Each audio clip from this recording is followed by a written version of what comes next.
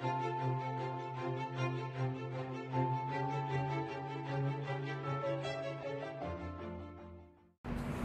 guys, it's Ashley Cunningham here, and I'm super excited to be channeling for you guys. This is going to be a part of the Channeling with Love video series, so you guys get the first sneak peek since you're in my Facebook group, and then I'll post it onto YouTube to share out. So yeah, I'm really excited to channel for you guys today because I, a few months back, had asked for some input as to who would you like to hear from, and someone, I can't remember who, had put on there either someone from Atlantis or Pompeii. And so I kind of was like, hey, would anyone from Atlantis or Pompeii like to come forward and channel with me and share a message, or, you know, answer some questions about how your experience was in either of those places. And someone came forward from Pompeii. Actually, Jesus made the introduction between me and this person, and it was very sweet because he kind of ushered the guy forward in my mind's eye with his arm kind of around the guy, and he was like, here's Ashley, like introducing you guys. And it was very low-key, kind of informal, and it was really, really sweet. And this guy, oh my gosh, I can't wait to share his story, but he was very forthcoming for you know, just to give me an idea of kind of who he is and what he was about and what happened to him when he was in Pompeii, or at Pompeii. And so yeah, we're just gonna get to it. I do apologize if you hear some background noise. I have a fan on. It's really hot here in Oregon right now where I live, so I have a little fan going. So I do want to call it out in case anyone's annoyed with that noise. But yeah, okay, I'm gonna just kind of quiet my mind and connect.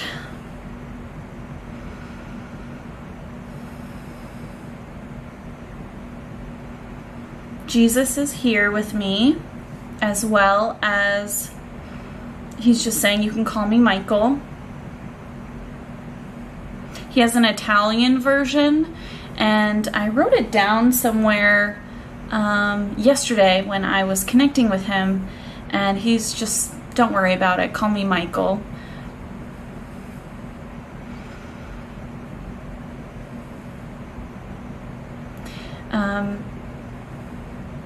Thank you all for taking some time to listen to my story. I know many throughout history have been fascinated with the experience that me and fellow citizens of Pompeii went through. And it really, there's not much to tell from that day or that experience. It was a normal day. I am a person who was working in the market that's there towards the center of town in a side street. He's showing me there's buildings kind of like this, and he was like, his little stall was kind of at the mouth of an alley between some buildings. Yes, I sold many wares. Some fruits and vegetables, handy items like jars and bags that could help carry those fruits or vegetables that my family and some other families grew in our area, and we all kind of sold the wares at our stall.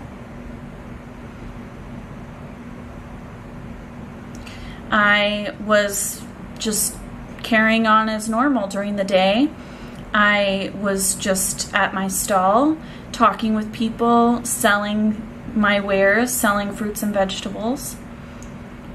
And we heard a loud rumbling, and it got dark very quickly, and we did not really have a chance, nor a moment to process what was happening. A lot of people were running and screaming, trying to hide or get out of the roadway where much of the material from the mountain was coming down. Many people were coughing and screaming and crying, and there were many people who died very quickly. I was one of those people. I passed on very, very quickly. I was encased, struck with material, and that's all I knew. There was no hiding for me, nor escape. There was no time. And once I passed, it took me some time to realize what had happened, and some healing was needed. And then I moved forward with my newer life contracts, and that was it. I have always found it fascinating that other civilizations, other people, groups of beings, other Italians in the area, other nations, historians, people who are interested in geology and volcanology, are fascinated with the experiences of Pompeii.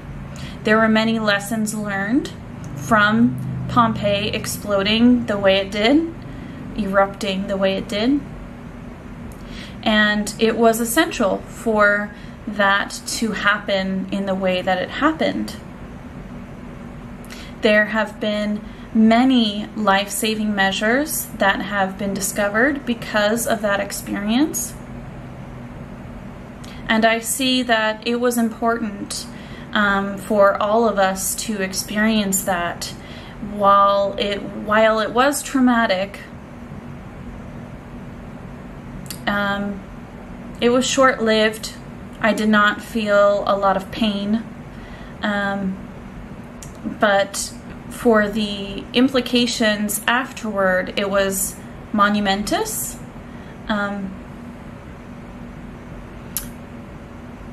In that people learned a lot of lessons from our experiences. I just asked him, did anyone know in the area that that was a volcano?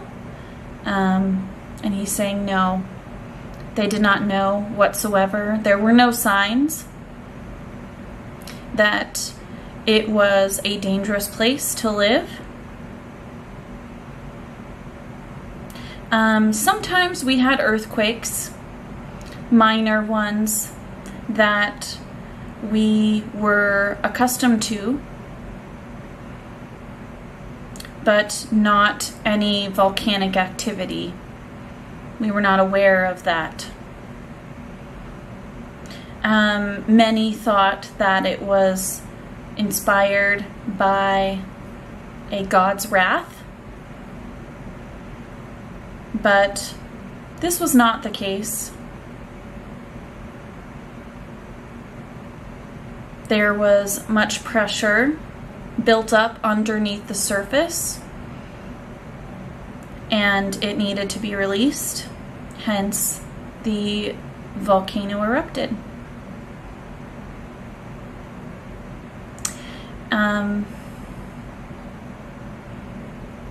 I'm asking him now if he's lived in any other places that have volcanoes.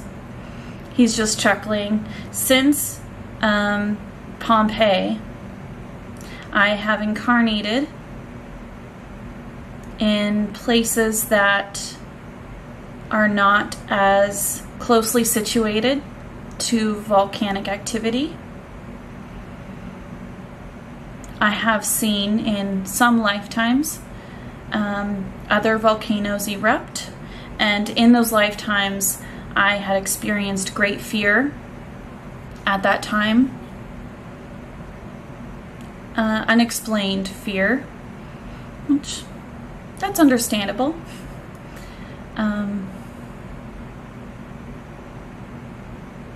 But I have been able to, as a soul on the other side, in my higher self, been able to see the lessons learned and have healed from that trauma. And I no longer carry that with me forward on my path and into incarnations when I incarnate. Now I'm asking him, is he incarnated right now? Saying no, not right now. I will step forward back on Earth soon,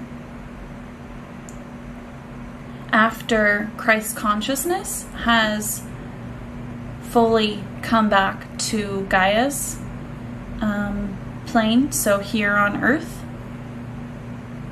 which is happening up through 2020, 2021.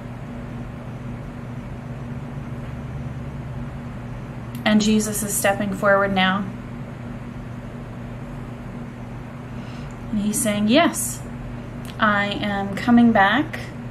I am slowly bringing my energy here. And this has already been discussed in many videos with this one, dear one, as well as Kristin Davies. So if you are interested, please refer to those videos. But yes, I am coming back to help with the awakening process for the billions of people that are on that path. Whew, and just a flood of energy from him hit my heart chakra right then. And souls, beings like Michael, incarnating here on Earth will be very exciting because they will be entering Earth's plane with more knowledge than has happened previously. They will not be forgetting as much as we do right now, or as we have forgotten right now. They will be open and remember more as they enter life in human form here on Earth. And babies who come to Earth in the future will need very high vibrational parents and beings who will support them in navigating their senses, their clair senses, and the world as it will be in a few years' time.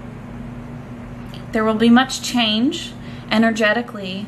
There is so much coming. I kind of interjected there. There's so much coming. And Jesus is like, step back a little bit. I'm like, okay, sorry. Yes. Thank you, Ashley. There is much energy coming to Earth. The light has triumphed already here on Earth, and we are just anchoring more and more light on the earthly plane and within Gaia herself, and many things will be changing within each of you, so in your inner being as well as in the environment around you. There will be chaos for some time because there is this transition period that needs to take place. But that is for another time. I thank you for taking a moment to allow me to speak on this subject. Much love to you all. And thank you, Michael, for joining us and giving your experience.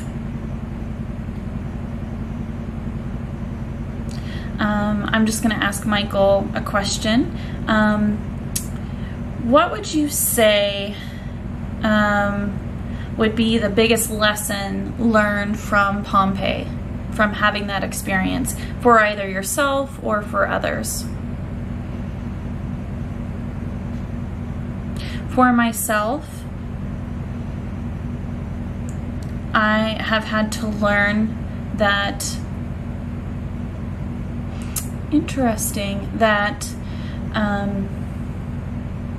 I am, when on Earth, not in control of everything around me as a human. Gaia is very powerful, and living in harmony or alignment with Gaia is the ultimate goal. The eruption was not caused by human forces, but as history has shown us, there are many other events that have been caused by humans, and there will continue to be more events caused by humans. And it is very important that humans and all cultures within the human race need to focus on alignment with Gaia. That should be our ultimate goal. Whew.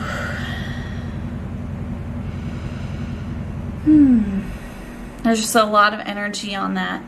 He's really reinforcing that should be our goal, is realigning with Gaia. So buying less products that are plastics based, more organic foods, using less plastic, using more recyclable materials, gardening, getting out into nature more, appreciating the environments that we have and protecting those environments for others to enjoy, and honoring her, Gaia, as the sacred being that she is. She gives us so much, and humans take so much. But this will need to change in the near future. And having been in Pompeii during the eruption, while I did not see the immediate lesson, I now really see that it is very important to gain alignment with her. And I am currently working on my next life contract, and this will be my primary focus during my lifetime, is showing others how to align themselves with Gaia through example, through teaching. It will be difficult in some moments, but it will be very rewarding to help guide others. There are many young people already on Earth that are starting to teach older generations how to do this. We should be listening to our youth as they are wise and have new ideas as to how they wish to live within alignment with Gaia, and how others can live if they so choose. And I wish to come to Earth to help support that movement.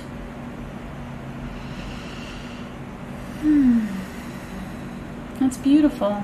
I'm feeling a lot of energy in my crown, on my face, and in my heart chakra. And Gaia has now joined us. And she's off to my left here. It's kind of going to show on my left. She's saying, "Hello, dear ones." And she's holding Michael's hand.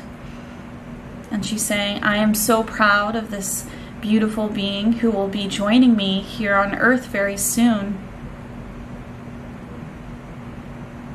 I am excited to see how he can inspire others to change and add to the conversation of alignment with myself."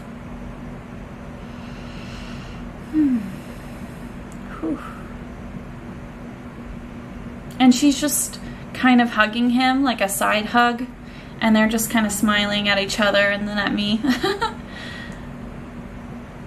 And he's saying, "That is all.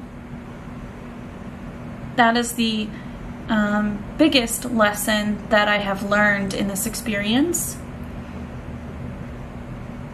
I am proud that I had that experience because it will deeply impact my relationship with the Earth when I come back to the planet in a positive way. I have healed from it and I'm excited to move forward on that path." And I thank you all very much for taking the time to hear my story. Unfortunately, it wasn't as exciting as maybe some would think. There have been many books written and movies about the experiences we had at Pompeii, and many show the eerie or chilling side of being within that experience.